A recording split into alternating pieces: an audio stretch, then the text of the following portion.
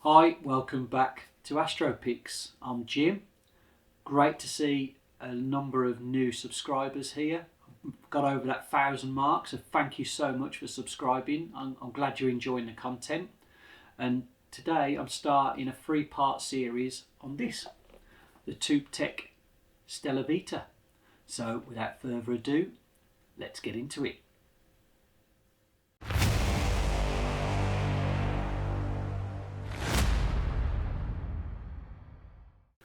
Hi and welcome back to the channel. As per the intro, today is the kick-off of a new exciting 3-part series about the Touptek Stellavita. So today's video is going to be purely unboxing it, and I'm going to be attaching it to my 60 ED here. Part 2 is going to be around the actual using of the Stellavita under the night sky when it eventually stops raining. I don't know about where weather's like where you are at the moment, but we've been weather locked for a number of weeks now and we've seen nothing but grey sky. It's been absolutely awful, but from the weathermen saying the weather's on the change, so hopefully brightening up over the next week or so and get to use it. And then part 3 is going to be around how you do your calibration frames with the Stellavita, because like I don't know, like yourself, I use N.I.N.A a lot, and it's got an automated flats wizard in there. This doesn't have that, and you have to do everything manually. So what I thought would be really useful is to show you how you can do a flats plan to do your calibration frames. So let's get unboxing it, see what we've got in there, and then we'll get attaching it to the telescope. Right, so here it is, the Stellavita smart controller. Let's have a look and see what we've got in the box. Obviously, straight away, quick user guide.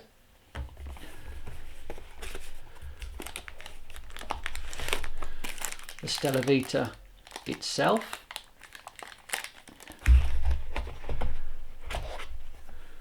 The aerial for the Wi-Fi.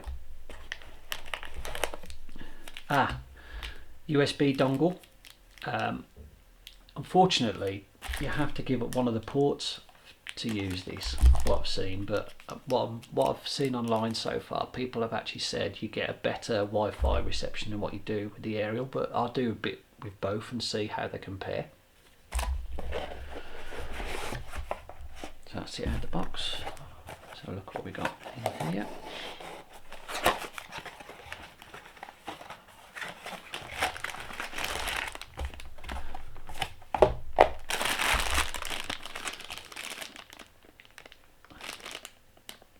USB.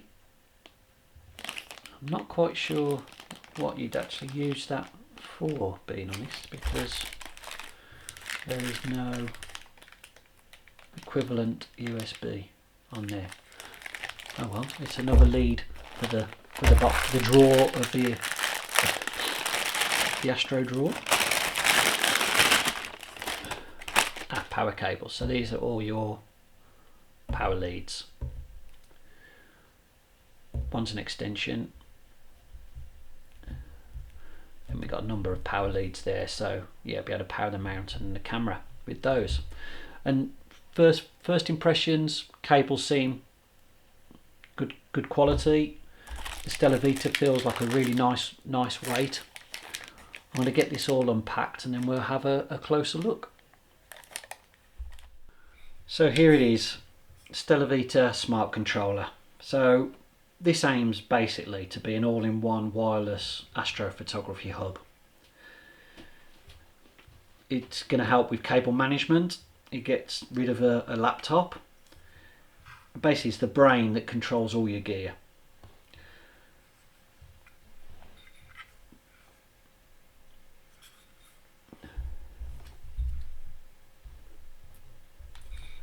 It comes with the antenna and a Wi-Fi dongle. So the Wi-Fi, well, it says there Wi-Fi, that plugs into there, or you can have the antenna screwed into there. I have heard that the Wi-Fi dongle does give you the better coverage on I think it's on 5 gigahertz, so it has 2.4 and 5 gigahertz option, and I believe that gives you that better dual band Wi-Fi control. It does have plenty of ports. It's got 2 USB 3 and a USB 2. Is that plenty? I don't know. See, I use USB dual band, USB dew heaters, and they take up 2 ports. So when I've got my mount plugged in, my camera, and I'll also have guide scope and my Altair AAF autofocuser. So some of those I might have to plug into the actual main camera and just have the camera itself plugged into here. So I'll have I think I'm going to put my guide camera, my camera, and the mount into here, and have the autofocuser and filter wheel plugged into the back of the camera, and I think that should work okay. Obviously you've got a LAN connection here if you wanted to do it all through there. You've got an expansion slot here. I've got a 256 gigabyte card that I'm going to actually use, because this has only got, I think it's only 30, I have to double check. It's either 32 or 62 gigabyte internal memory, which when you're using a large frame camera, that storage is going to get soon eaten up. So I'll have a look at that. There is a USB-C that's not currently activated, but I guess in some future firmware updates that will become a functional output. You've got your power in, your power switch, and then on the side here you've got your DSLR camera connector, which is great. So you can use, those of you who do use DSLRs, you can control it through this as well. And you've got 4 power ports and 4 LED lights, and on the app you can actually control which one of these you want to have functioning. So I'm going to have one for the mount and one for the camera. 3 and 4, I suppose you could potentially be using those for dew band heaters if you've got that sort of connection. So yeah, it's a really well thought out piece of kit. The build quality feels excellent. The weight feels about the same as my SV Bonnie 241 USB. Feels about the same weight. So it's not going to throw the balance of my scope off too badly. And one thing I do like, he's got an optional where you can either use their own provided mount, or you can take it off and use mount it however you like onto your rig. So that gives it some really good versatility. So so far it looks a great piece of kit.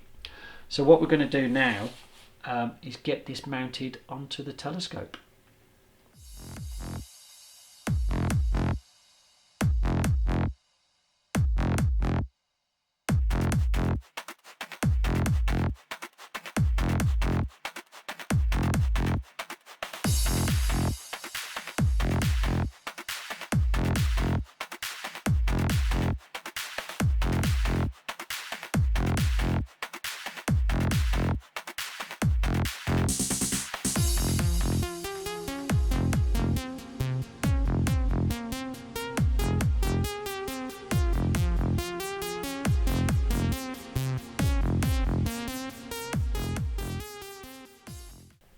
So there we have it, all nicely mounted on the telescope. I'm just using 2 of the 12 volt power ports.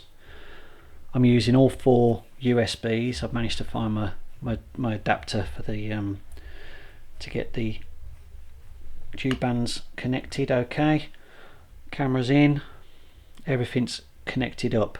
The only issue I really do see is that if you were using a filter wheel with this, there just isn't enough USB ports, because I'm using both ports on the back of the camera, one for the focuser and one for the guide camera.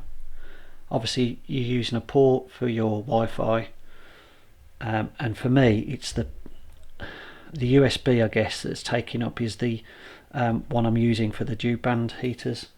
So I may have to, when I put it on my other rig, which is my mono rig, with the filter wheel, I'm going to have to think about how do I use the antenna and see how that goes, and that'll free up that USB slot, or do I look to use a 12 volt dew band heater.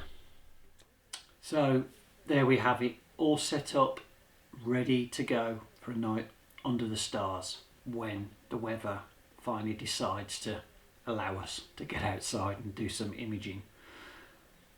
First impressions with this are good, positive. It feels a really nice piece of kit. It fits on the scope nice. It's not overly heavy, or it's not going to imbalance it. It feels similar weight to my SV Bonnie 241. Yeah, so let's see how it goes. Like I say, part 2 will be that bit outside, using it, setting it up on the rig, controlling everything through the app. So looking forward to learning how the app works and how we get on with that. But yeah, I will leave it at that for now. I want to wish you all clear skies, fingers crossed, and I look forward to seeing you in the next video. And until then, take care.